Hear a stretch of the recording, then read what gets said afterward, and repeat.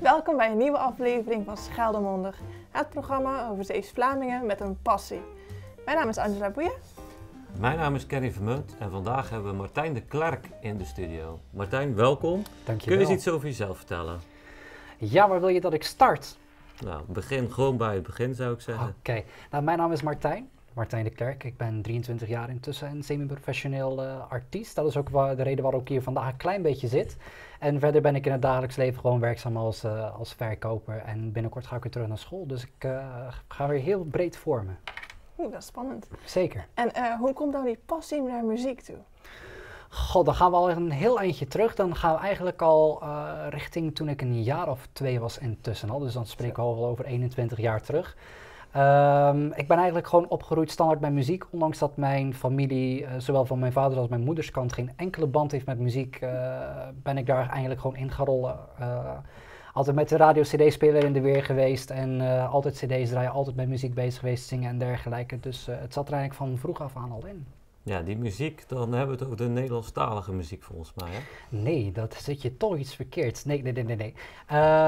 Dat is eigenlijk allemaal gewoon begonnen in het Engelstalig. Ik ben eigenlijk opgegroeid met de jaren 70, 80 muziek. Boney M, The Bee Gees, David Bowie en dergelijke. En natuurlijk mijn grote favoriet, maar dat komt denk ik zo meteen nog wel ter sprake. En vanuit die manier ben ik eigenlijk zeg maar, echt in het Engelstalige muziek gerold. Nou, ik ben eigenlijk wel benieuwd, wie is het dan? Mijn grote favoriet, dat is wel heel veel mensen weten, is Celine Dion. Juist. Ja, ja, het is te toevallig. Als je even je Facebook-pagina voorbij gaat en vorige week zag ik je natuurlijk ingeroerd op de jaarmarkt. Yes. En daar had je een t-shirt aan van Celine Dion. Ja, zeker. Waarom Celine Dion? Ja jongens, waarom Celine Dion? Voor de ene is dat Frans Bauer, voor de ander is dat een Michael Jackson. Celine Dion is wat mij betreft een van de beste zangeressen ter wereld. Sowieso als je ziet wat voor een staat van dienst hij intussen heeft na 35 jaar professioneel carrière. Ja, het is gewoon een van de beste artiesten van een generatie. Het is denk ik ook wel de laatste, denk ik, die zo'n stem heeft, zo'n inhoud en haar nummers op een dusdanige geweldige manier vertolkt. Zo iemand komt er gewoon niet meer. En dat maakt haar ook een uniek talent. Ja, heel veel muziek heeft zij gemaakt. Nou, jij bent net begonnen met je muziek, om het zo maar te zeggen. Dus begonnen met de single De Ware Liefde. Jazeker. Kun je daar eens iets over vertellen? De Ware Liefde is een foxtrot natuurlijk. En dat is eigenlijk begonnen in december 2015. Het vreemde met mij, als ik muziek maak, zeg maar, dat komt allemaal 's nachts naar boven. Het is op de meest absurde momenten is dat. De Ware Liefde is begonnen inderdaad in december 2015 op een nacht dat ik eigenlijk niet kon slapen. En ik had dan de hele tijd een bepaalde melodie in mijn hoofd. En ik zeg, daar moet ik iets mee doen. Als er iemand iets in je hoofd zit, dan ga je dat ook uitproberen te voeren. En ik ben toen in januari 2016 gestapt naar de producer, waar ik destijds mee werkte. En ik heb mijn idee aan hem voorgelegd en vanuit die manier is eigenlijk alles gaan rollen, zeg maar. Oké. Nou, De Ware Liefde, we gaan dus even naar kijken. Oké, heel graag.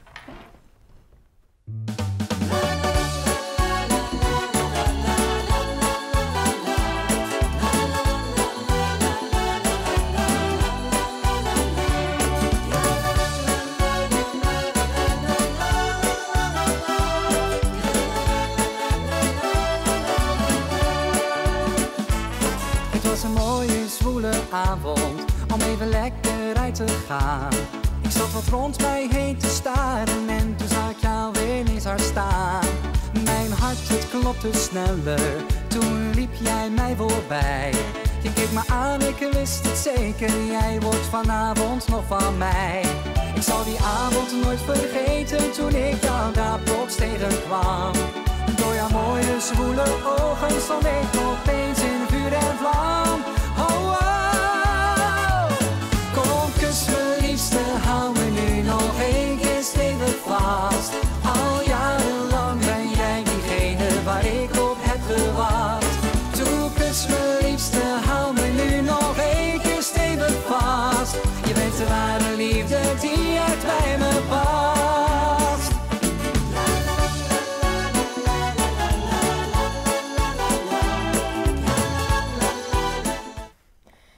was echt leuk. Ja, dankjewel. Waar is het opgenomen? Dit is in Groede opgenomen. Oh, waarom in Groede dan? Ja, waarom Groede? In Groede ligt eigenlijk een beetje de start van mijn carrière.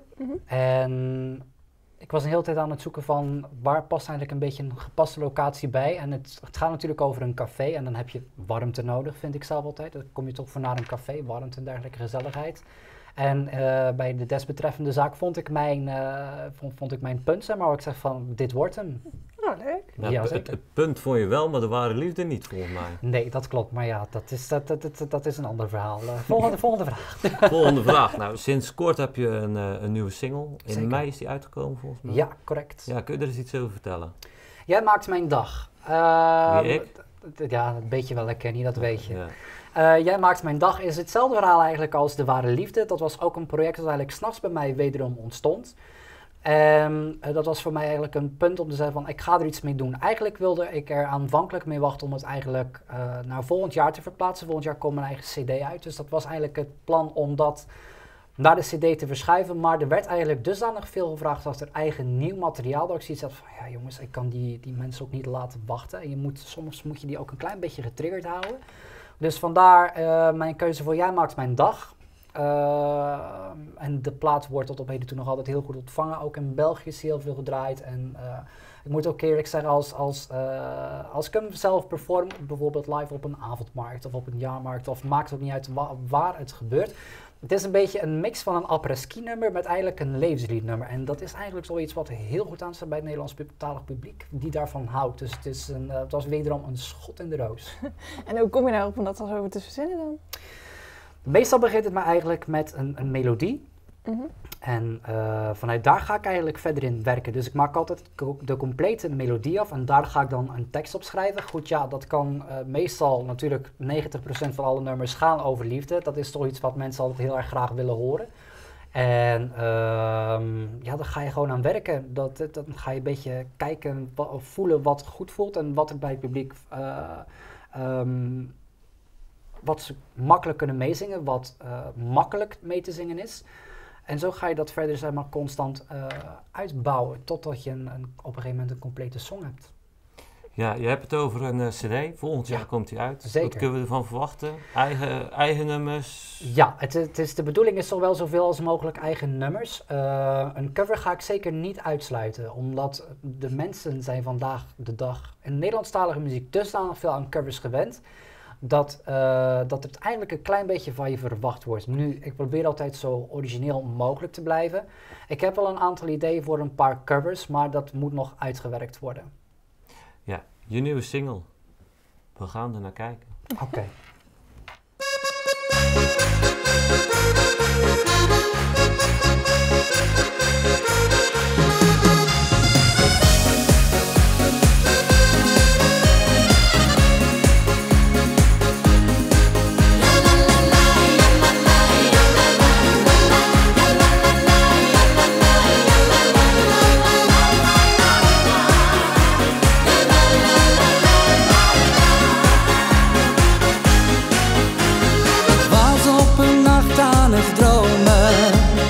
Prachtige dromen van jou. Mijn dromen die zijn uitgekomen. De dagen zijn nu stralend blauw. Zo kwam jij hier in mijn leven. Stond jij ineens voor mijn neus. Ik wist nee, dit duurt niet voor even. Je liet mij geen andere keus. Mijn hart sloeg op hol, ik ben helemaal dol van zo'n mooie verschijning als jij. Ik werd toen betoverd, mijn hart werd veroverd toen jij dit verliefd vroeg aan mij. Hey lekker ding, kom eens hier, pak me stevig vast. Kom kijk me aan, kus me snel, ik ben blij verrast. Deze nacht ben jij mijn nummer 1 totaal van mij. Je lieve snoet, trouwe ogen, je mooie lach. Ik wil je zien, wil je dicht bij me voelen. Ben zomaar van slag. Jij maakt echt mijn hele dag. Nou, goh, lekker vrolijk. Ja, heel wat anders dan De Ware Liefde ook. Ja, zeker wel. En dan heb je dus 2 singles gemaakt, gewoon alleen. Zit er ook nog een duet in te komen? Nee, eigenlijk niet. De bedoeling is eigenlijk eerst meer om mezelf op de kaart te zetten en een duet kan altijd nog. En dat hoeft niet per se op mijn album te komen, dat kan ook op een eventueel andere artiest zijn of haar album komen. En wie zou dat dan moeten of mogen zijn? Dat is een hele goede vraag, jongens. Het ligt er ook aan op welk gebied je het wilt maken, snap je? Ik bedoel, ik zing zowel Nederlands als Engels als partyrepertoire als rustig ballads. Dus het is heel erg te zien wat voor nummer het zou zijn. Dus wat wil je horen in welk genre? Nou ja, laten we het gewoon houden een beetje in het genre waar we nu zitten. In het Nederlandstalige? Ja, laten we Nederlandstalig maar even pakken. Ja, als je echt een beetje richting het volkse gaat kijken, zou ik een Django Wagner wel heel erg leuk vinden. Of een Wesley Klein of een Samantha Steenwijk. Dat zijn toch wel 3 artiesten waar ik zeg van, daar zou ik wel eens even mee willen duetteren. Ja, dat klinkt goed. Zeer en zeker. ook wel een beetje spannend natuurlijk. Want stel je voor dat het een keer zou lukken. Hè? Ja, Met Wesley Klein heb ik al een duet gedaan. Het staat niet op CD, maar ik heb wel al met Ja, hem kijk samen eens gezongen. aan. Ja. Als je YouTube afgaat, dan Het heb je staat die erop. al gezien. Ja. Ja. Ik heb hem toevallig gezien, Martijn. Slecht, hè? Van jou of van Van Wesley? mij. Maar we gaan door. Ja, we gaan door. Ja, want ik heb eigenlijk ik heb nog een vraag gekregen van een collega van ons. Oké, kijk eens aan. Van, Leuk. ja, van Petra. Ik sprak Petra gisteren eventjes. En die vroeg zich af hoe het kan zijn dat je gewoon Martijn bent gebleven. Ja, dat ben ik eigenlijk altijd al geweest. Het is, hoe moet het? Ja, dat is een lastige vraag natuurlijk een klein beetje. Hè? Want waarom blijf je jezelf? Waarom zou je dat niet doen?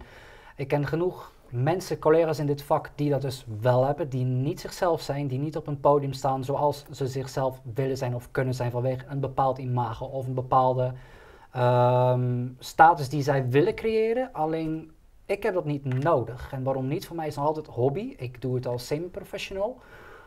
Waar niet wil zeggen dat ik geen professional ben in hetgeen wat ik doe. Ik moet er niet van leven. Het is voor mij vrije tijd, het is voor mij ontspanning. Ik vind het super om de mensen te mogen vermaken met muziek. En dan ook nog muziek die ik zelf ook stiekem een klein beetje heel erg leuk vind. Ik heb dat niet nodig, een attitude. Ik heb dat ook totaal niet nodig richting mijn publiek toe. De meeste troef eigenlijk, zeg maar, of de meeste complimenten die ik krijg van het publiek, is mijn sympathie. En dat is wat ik van de mensen wil horen. Ik wil niet van een podium afstaan of die is arrogant of die doet niet zijn ding of die is niet zichzelf. Het is ook niet nodig. We leven vandaag de dag denk ik in een wereld waarin er te veel achter de maskers wordt geleefd. En zeker ook in de artiestenwereld is dat heel erg hard aan de gang. En ik probeer dat een klein beetje te doorbreken. Dus vandaar dat ik lekker mezelf blijf. En nogmaals, ik heb het ook niet nodig. Als ik dan een klein beetje arrogantie mag zeggen, dan denk ik dat ik stijl genoeg heb om mezelf te kunnen zijn.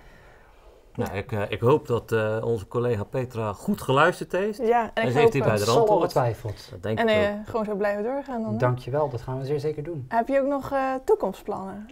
Nou ja, sowieso de toekomstplannen zijn dus inderdaad de CD. Hè, daar ben ik inderdaad heel druk mee bezig intussen.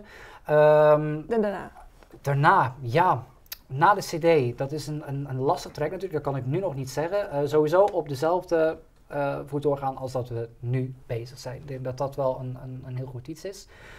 De CD wordt volgend jaar trouwens ietsjes anders wat mensen van mij gewend zijn. Nu zit ik natuurlijk heel veel in de ambiance muziek en dergelijke. En langzaam maar zeker wil ik wel een klein beetje een andere kant op gaan. Een beetje meer richting Jeroen van der Boom. Zo een beetje echt de nederpop, laat ik het zo zeggen. Dus daar gaan we voornamelijk ook wel aan werken. Aan een iets andere sound. Wat niet weg wil nemen dat er geen feestnummers op komen te staan. Maar we gaan langzaamaan, klein beetje bij beetje, gaan we naar een andere kant toe. Dus dat is wel iets waar we naartoe gaan. Plus, wat ik ook eigenlijk wil gaan organiseren binnen Zeeuws-Vlaanderen, is eigenlijk binnen een paar jaar al. Ik vind eigenlijk persoonlijk dat er te weinig show is in West-Zeeuws-Vlaanderen. Niet alleen West-Zeeuws-Vlaanderen, maar in West-Zeeuws-Vlaanderen, misschien Zeeland in zijn geheel. Als je ziet in wat voor streek we eigenlijk leven, we zijn toch stiekem Bourgondiërs. We houden van het leven, we houden van feesten, we houden van eten, we houden van drinken. Goede muziek natuurlijk. En ik wil het eigenlijk een beetje gaan combineren met verschillende artiesten, zowel lokaal als eigenlijk nationaal. Maar wat ik eigenlijk een klein beetje meer in Zeeuws-Vlaanderen wil gaan, is eigenlijk glitter, glamour. Gewoon echt een beetje het Las Vegas, het Parijs gevoel. Dat mensen echt een avondje weg kunnen zijn van Oké, even alle zorgen van onze kant af en we gaan een show doen. En dat kan bijvoorbeeld met een travestiegroep of dat kan bijvoorbeeld met een showballet. Maar ik wil ietsjes meer glitter glamour terug in Zeeuws-Vlaanderen krijgen. Het moet toch een klein beetje opgepimpt worden af en toe hier. Ik denk toch dat we moeten gaan oefenen voor over een paar jaar met het ballet mee te kunnen een gaan. showballet, Ik denk dat we dat wel moeten gaan doen. Pas je wel tussen, ja. Ja, nou, dat moeten we gewoon gaan doen. En sowieso zit ik zelf in de jury om te auditeren, dus we maken nog wel Nou, even ik een ga alvast beginnen. En jij? Ja, ik zie het nog even aan. Nou, Ja. ik ken er nog wel een paar hoor, die mee kunnen doen hier zo. Ja, ik ook wel. Nou, ik denk dat we eigenlijk, ja, we hebben Martijn wel leren kennen. Ja, zeker Martijn. Hartstikke mooi. Ja. Heel duidelijk. En we hebben Hilde Martijn goed gekend nu. Dankjewel. Nou ja, daarvoor was ik gekomen. Dus wat dat betreft mijn grote dank richting jullie kant ook. En richting de programmeurs van Scheldemond en dergelijke. En iedereen die hier natuurlijk werkt. En het was mij een waar genoeg. En wie weet misschien tot volgend jaar. Nou, ik zou zeggen, we gaan de kijkers maar eens bedanken voor het kijken. Ja, zeker. Hartelijk dank voor het kijken. En tot de Tot de volgende keer.